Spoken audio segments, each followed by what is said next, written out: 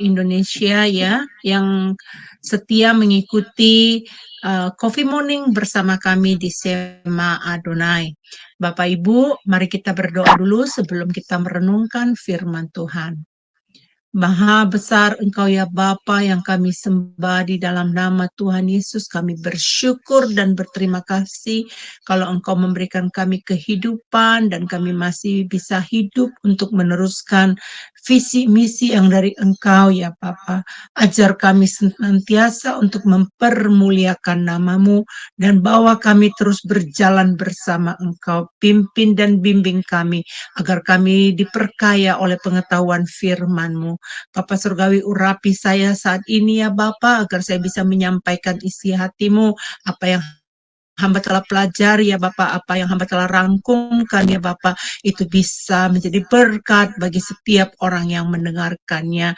Terima kasih Bapa, di dalam nama Yesus hamba mengucap syukur. Haleluya. Amin. Baik, shalom. Bapak Ibu yang terkasih, hari ini bacaan kita di dalam 1 Korintus sangat panjang, ada 40 ayat ya. Tapi bacaan ini sangat menarik Bapak Ibu. Kalau mau dijabarkan pengajaran mengenai renungan di dalam 1 Korintus 14 ini semestinya tidak cukup di dalam waktu 20 menit ya. 15 sampai 20 menit tidak cukup. Ini pelajaran yang sangat banyak sekali. Tetapi saya mencoba untuk mengekstraknya, ya, merangkumnya supaya Bapak Ibu cukup mengerti apa mengenai bacaan di dalam 1 Korintus ini. Baik, perlu diketahui bahwa kota Korintus ini adalah kota Yunani kuno yang terkenal kota metropolitan Yunani, ya. Pada zaman Paulus, kota Korintus ini sangat maju dan terkemuka. Kota ini sangat kaya secara materi ya, dan kota Korintus menjadi angku secara intelek dan kaya secara materi.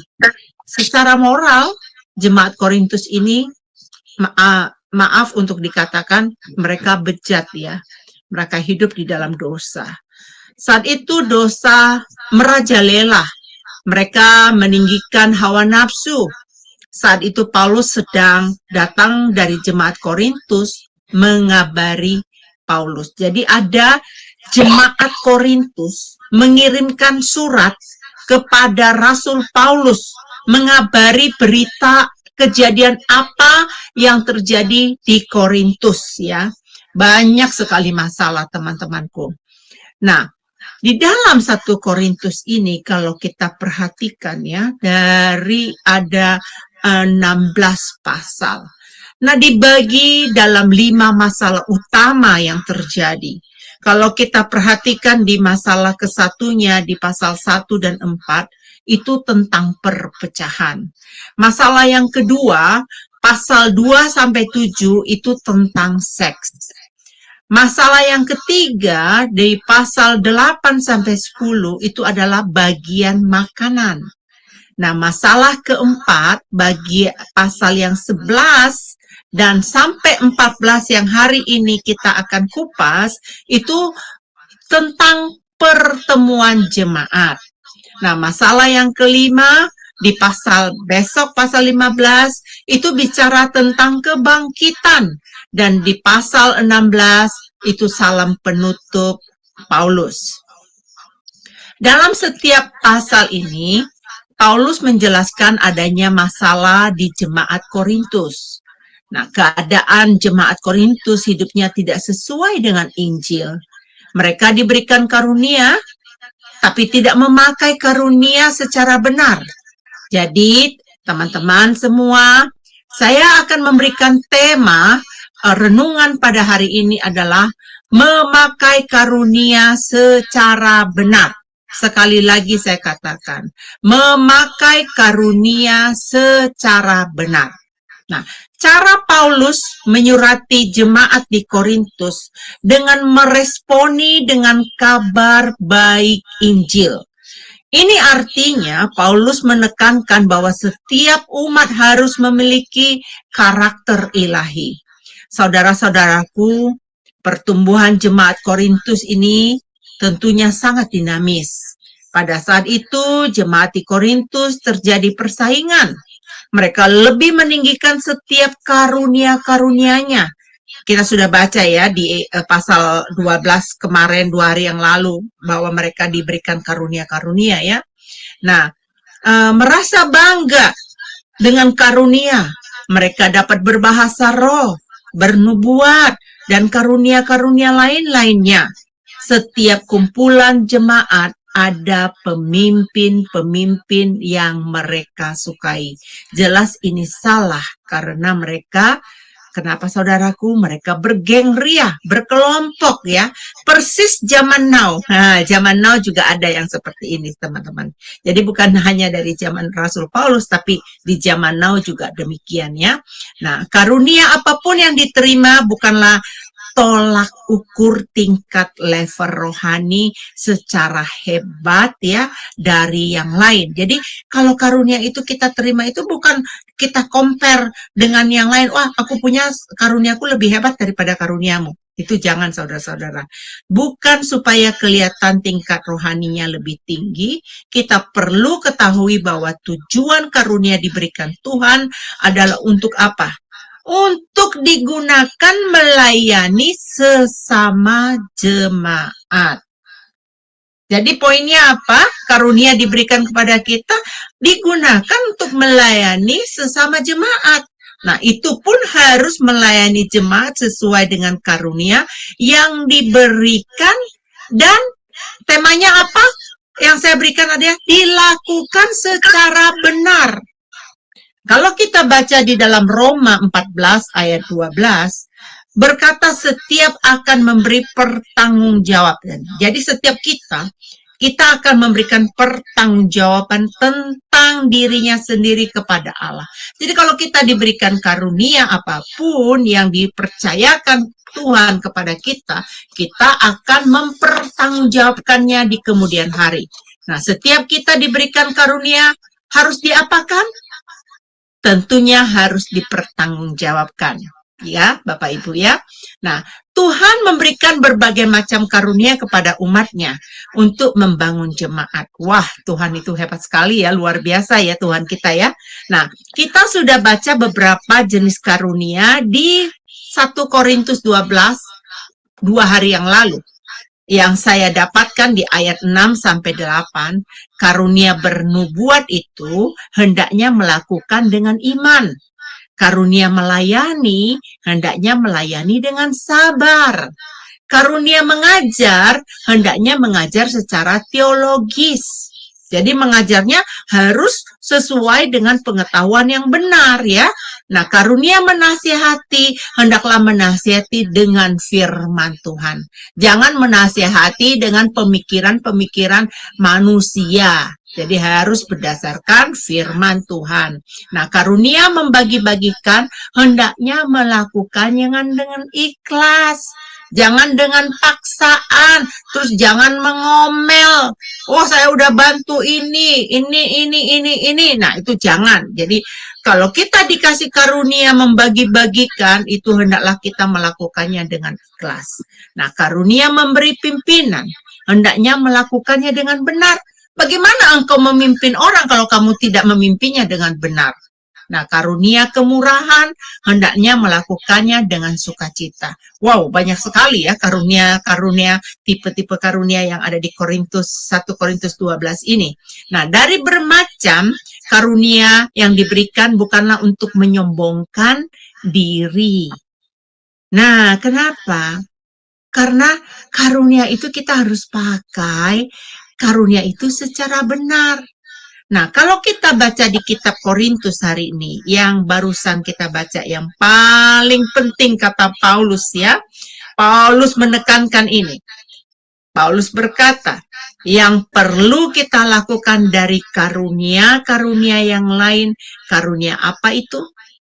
Perhatikan di ayat 1-nya. Ada tekanan perintah di situ. Perintahnya apa? Katanya kejarlah kasih itu dan usahakanlah dirimu memperoleh karunia-karunia roh, terutama karunia untuk bernubuat. Jadi perintahnya, penekanannya di mana? Ke satu itu adalah kejarlah kasih. Kedua, usahakanlah dirimu memperoleh karunia-karunia roh, terutama untuk bernubuat. Nah, kata kejarlah, usahakanlah, artinya adalah ada yang mau dicapai. Ada yang ada yang diharapkan untuk supaya tergenapi, ya.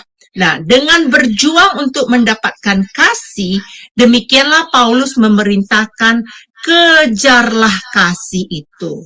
Yesus menempatkan kasih sebagai hukum yang terutama dalam kehidupan ini, ya. Nah, kasih tersebut ditunjukkan kepada Allah sebagai hukum yang terutama dan kasih kepada sesama sebagai hukum yang kedua. Nah, dua hukum kasih ini sama meskipun dipakai angka yang memperlihatkan kedua hukum tersebut menjadi bertingkat. Ternyata dua hukum kasih tersebut itu sama, saudara-saudaraku. Mengapa? Karena pertama adalah karena Allah adalah kasih.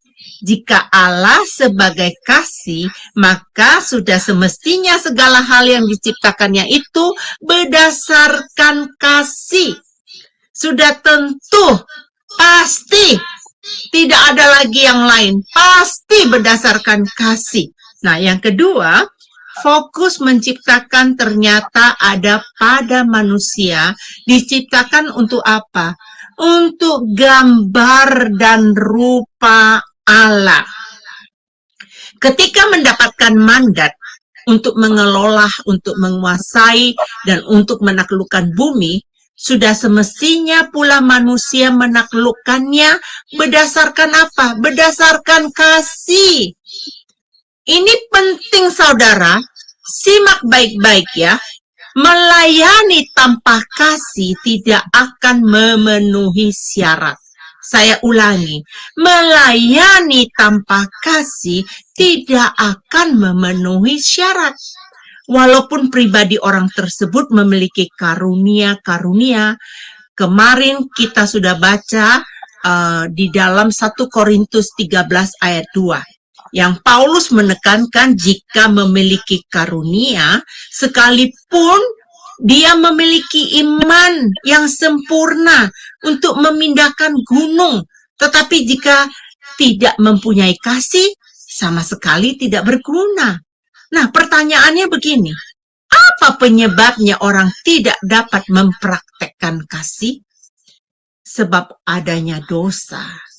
Adanya kekacauan terjadi di jemaat Korintus maupun di jemaat masa kini, masa kita sekarang ini, ada kehilangan kasih.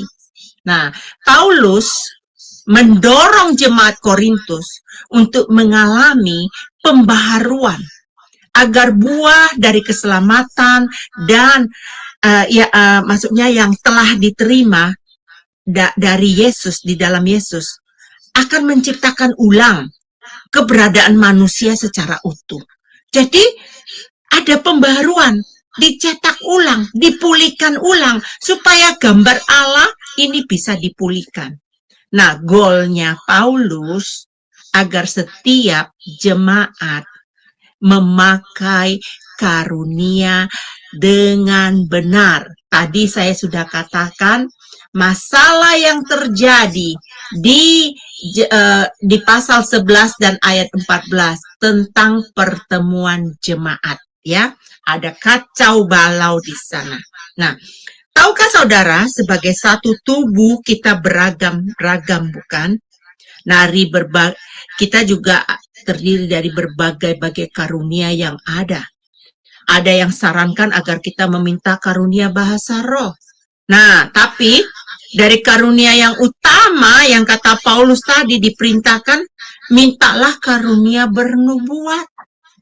Karena karunia bernubuat adalah karunia yang bertujuan membangun, menasehati, dan menghibur Jadi penting ya, karunia bernubuat ini bertujuannya membangun, menasehati, dan menghibur. Nah, karunia bernubuat dapat langsung bermanfaat bagi kehidupan persekutuan. Bagi saudara-saudara seiman yang dalam kelemahan dan kerinduan untuk jadi berkat, ya. Jadi kita kejarlah karunia yang utama. Nah, setelah kejarlah kasih, ada perintah berikutnya. Ada perintah yang kedua, mintalah karunia. Karunia apa? Kita sudah ketahui tadi di ayat 1. Karunia bernubuat. Oh, ternyata bukan karunia bahasa roh. Ya, maaf nih bagi teman-teman yang bergereja di mana saya bukan menyinggung ya. Tetapi pada umumnya banyak sekali ada yang berkata, minta karunia bahasa roh, minta karunia bahasa roh. Nah, kita perlu belajar 1 Korintus 14 ini lebih teliti lagi supaya kita tidak disesatkan oleh pengajaran-pengajaran yang tidak teologis ya. Nah, sebelum saya meneruskan renungan saya ini, saya mau bercerita terhadap teman-teman. 2 minggu yang lalu ya, aku sedang ikut kuliah.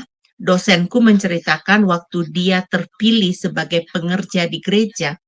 Ada salah seorang pengerja yang merendahkannya dengan kata-kata dan mengadukan Pak dosen ini terhadap mentor yang mengatakan bahwa Bapak dosen ini levelnya tidak tinggi rohaninya. Karena apa? Karena belum punya bahasa roh. Nah, di sini bahasa roh yang benar yang dikatakan di dalam firman Tuhan itu adalah bahasa roh yang seperti di Pentakosta. Di mana kita tahu ayat ini ada di Kisah 2 ayat 1 sampai 11. Bapak Ibu boleh membacanya ya. Nanti kalau ada ayat-ayat yang saya sebutkan, Bapak Ibu ulangin lagi, coba dibacakan. Ayatnya ada di Kisah Rasul 2 ayat 1 dan 11. Nah, bahasa roh itu bukan hanya bunyi-bunyian yang beberapa kata saja, teman-temanku. Bukan hanya 3 kata, 4 kata, 5 kata, bukan, ya. Tetapi bahasa roh itu adalah ucapan bentuk kalimat. Seperti yang terjadi di hari Pentakosta. Nah, para rasul Kristus berkumpul diberikan karunia bahasa roh, berbahasa-bahasa asing, dan ada yang mengerti. Nah, untuk apa waktu di hari Pentakosta itu ada bahasa lidah, bahasa roh itu ada apa? Itu untuk apa? Untuk penginjilan. Untuk supaya membangun iman. Nah, waktu bahasa itu diucapkan, tentunya ada orang yang bisa menafsirkan bahasa roh itu. Nah, perhatikan apa kata Paulus. Kalau Paulus berkata jika ada, berarti apa? Bisa tidak ada, bukan? Nah, kalau ada yang berbahasa roh, 2 atau 3 orang secara bergantian, dengan tertib, bukan semua umat yang dalam berkumpul, berbahasa roh, berteriak-teriak begitu, bukan begitu. Kata Paulus, yang berbahasa roh tuh juga harus bergantian. Jangan bikin ribut suasana. Nah, di sini harus diperhatikan ya, supaya kita mendapatkan pengajaran yang benar. Kalau ada yang berbahasa roh 2 atau 3 orang secara bergantian dengan tertib dan harus ada yang menafsirkan. Paulus menekankan, jika tidak ada yang menafsirkan, perhatikan, kata Paulus, jika tidak ada yang menafsirkan, lebih baik yang berbahasa roh itu berdiam diri. Sebaiknya dia yang bisa berbahasa roh itu tadi berkata-kata kepada dirinya sendiri dan kepada Allah. Nah, itu memakai karunia secara benar. Itulah mengapa Paulus menekankan di ayat keempat, nanti Bapak Ibu baca di ayat 4, ayat 14, dan ayat 19, bahwa bahasa roh itu tidak terlalu berguna membangun jemaat jika tidak digunakan tanpa aturan, tanpa ada yang menafsirkan. Kalau karunia bernubuat, itu berguna untuk membangun jemaat, karena langsung dimengerti tanpa harus diterjemahkan. Nah, dari segala karunia yang utama adalah karunia bernubuat. Ada 2 karunia Tuhan yang dinyatakan di jemaat Korintus. 1, karunia secara pribadi. Nah, contohnya, karunia bahasa roh dan karunia yang menafsirkan. Artinya, tidak semua diberikan karunia bahasa roh dan karunia menafsirkan. Tidak semua orang ya. Kita bisa mengukur tingkat rohani yang menerima karunia tersebut, Bapak Ibu. Jika diberikan karunia bahasa roh itu, ya, saya sangat yakin bahwa hubungan pribadinya bersama Tuhan sudah intim. Tidak dengan orang yang tidak memaafkan, hidupnya masih ada dalam dosa, terus mengklaim bilang, saya sudah punya bahasa roh. Pikir-pikir dulu ya, benar apa enggak?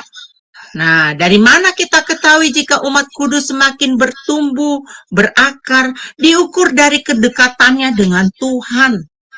Nah, yang kedua, karunia secara publik. Nah, karunia secara publik ini dipakai untuk apa? Untuk membangun jemaat.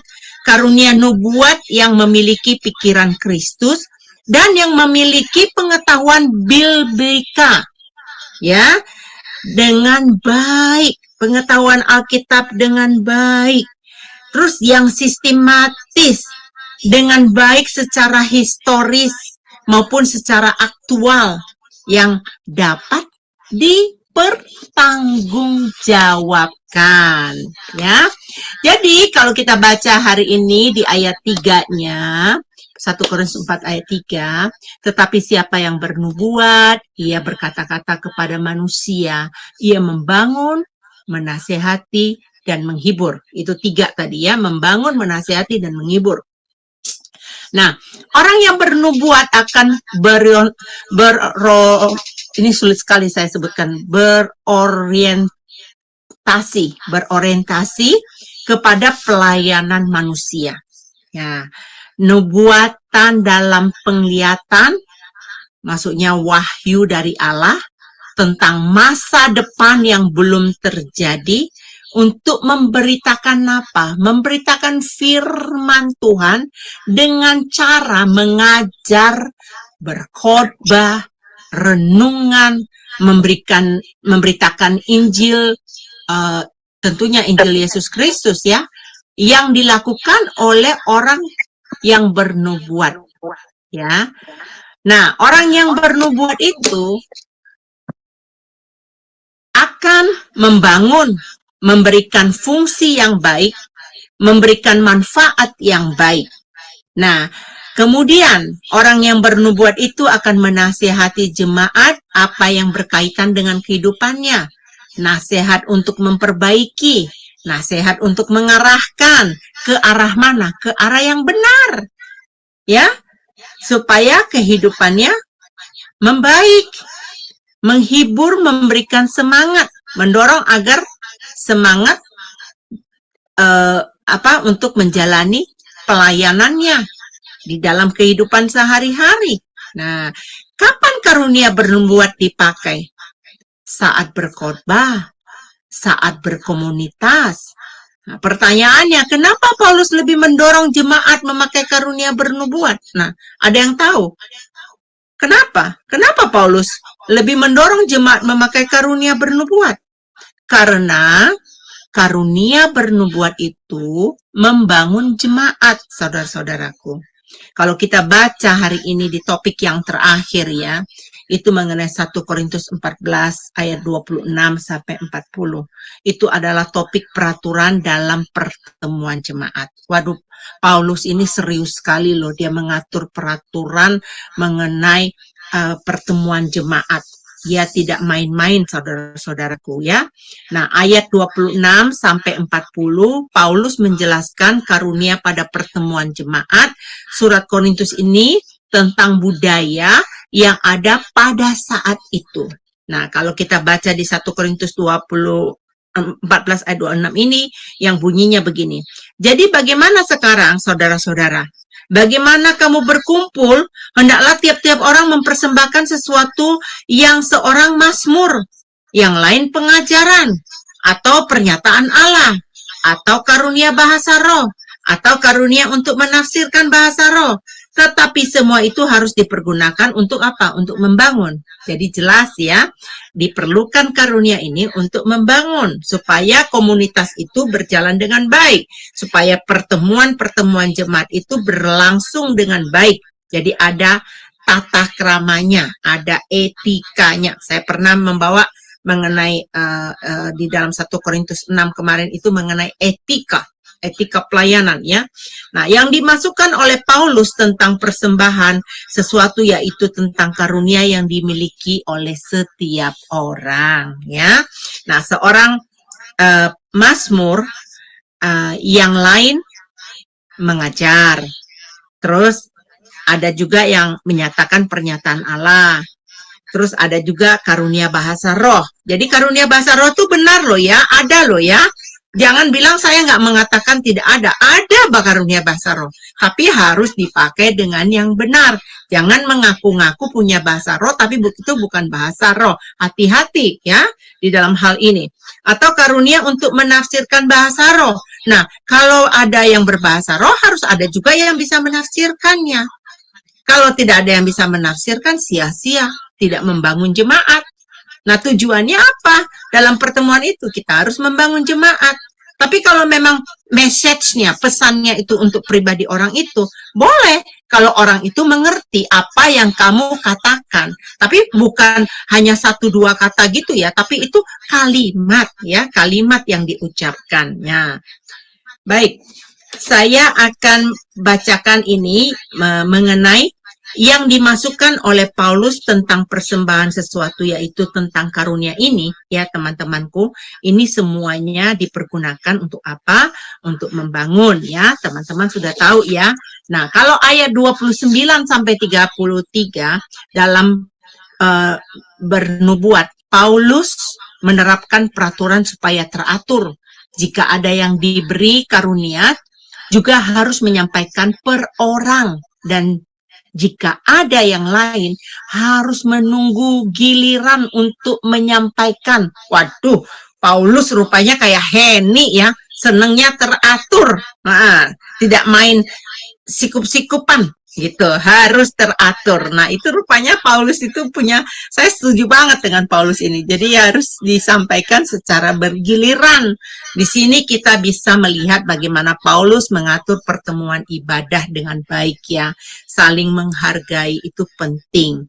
Merasa diri benar dan menganggap orang lain salah atau rendah akan mengawali kehancuran hidup kita, saudara-saudaraku. Malapetaka akan mengiringi para pengacau. Nah, janganlah kita menjadi pengacau ya, jauhilah itu. Nah, kalau di ayat terakhir, di ayat 34 sampai 35 ya, Paulus menasihati perempuan agar menghargai laki-laki. Nah, rupanya perempuan, Paulus juga bukan anti perempuan ya. Kalau kita baca di Alkitab, wah Paulus banyak loh pelayanannya bersama-sama dengan perempuan ya. Tetapi di sini Paulus mengajarkan kepada umat di Korintus itu ada kebudayaan orang Yahudi itu masuknya untuk menempatkan posisi pria itu di utama. Jadi laki-laki itu di utama ya. Nah, di sini Paulus mengajarkan tentang apa? Tentang penundukan diri. Nah, wanita di sini Paulus bicara tentang istri agar jangan lancang berbicara di depan umum. Nah, kalau kita baca di kitab Amsal terakhir itu, wanita, istri diajarkan untuk menghormati suaminya. Ya. Nah, rupanya itu memang kebudayaan dari orang Yahudi, dan kita pakai itu ya, karena kita percaya firman Tuhan itu untuk kita juga dan kita pakai itu ya. Nah, harus bertanya juga kalau begini, kalau seandainya ada wanita ingin bertanya di dalam pertemuan, itu perempuan nggak langsung bilang gini, angkat tangan atau bilang saya mau bicara, saya mau bertanya, nggak boleh. Harus dia bilang dulu ke suaminya. Nanti suaminya kalau dia nggak bisa jawab, baru dia tanya kepada imam, kepada pendeta pada saat itu ya, setingkat pendeta. Nah, jadi ada prosedurnya, ada jenjang-jenjangnya. Nah, makanya saya bilang tadi itu, tema kita adalah memakai karunia kita ini secara benar ya. Bapak Ibu yang terkasih dalam Tuhan, ya. Baik.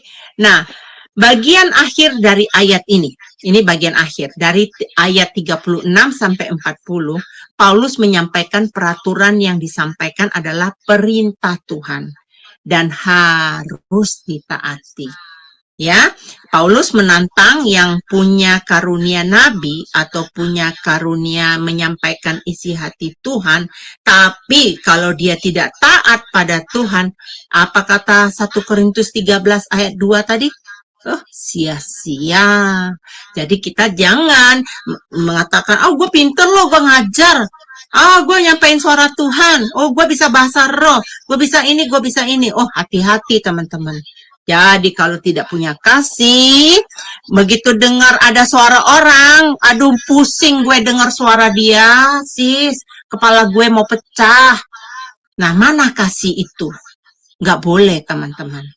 Jadi kalau memang kamu selevel tingkat pelayananmu tinggi, jangan berkata demikian. Berarti kamu tidak mengenal cara memiliki karunia yang benar ya.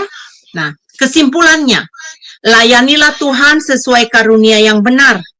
Nah, kalau di dalam 1 Petrus 4 ayat 10 dikatakan layanilah seorang akan yang lain sesuai dengan karunia yang telah diperoleh tiap-tiap orang sebagai pengurus yang baik dari kasih karunia Allah. Jika ada orang yang berbicara, baiklah ia berbicara sebagai orang yang menyampaikan firman Allah. Jadi jangan bergosip, jangan berasumsi, jangan menuduh ya. Tapi kalau kamu mengatakan kamu punya karunia berdoa, pakai firman Tuhan itu untuk menyampaikannya ya. Jika ada orang yang melayani, baiklah ia melakukannya dengan kekuatan yang dianugerahkan oleh Allah. Kalau kamu belum punya, minta kepada Tuhan. Pasti Tuhan akan memberikannya kepadamu. Supaya Allah dimuliakan dalam segala sesuatu karena Yesus Kristus ialah yang empunya kemuliaan dan kuasa sampai selama-lamanya. Nah, tujuan Paulus ya, ini kesimpulannya. Tujuan Paulus menulis surat di 1 Korintus ini ada 2 alasan pokok. 1 alasannya untuk membetulkan masalah yang serius dalam jemaat Korintus. Hal-hal yang meliputi pelanggaran yang dianggap remeh oleh jemaat Korintus. Tetapi Paulus menganggap ini sebagai dosa yang serius. Jadi mesti ditangani oleh Paulus. Begitu dia mendapat surat dari Korintus, dia menanganinya dengan serius ya.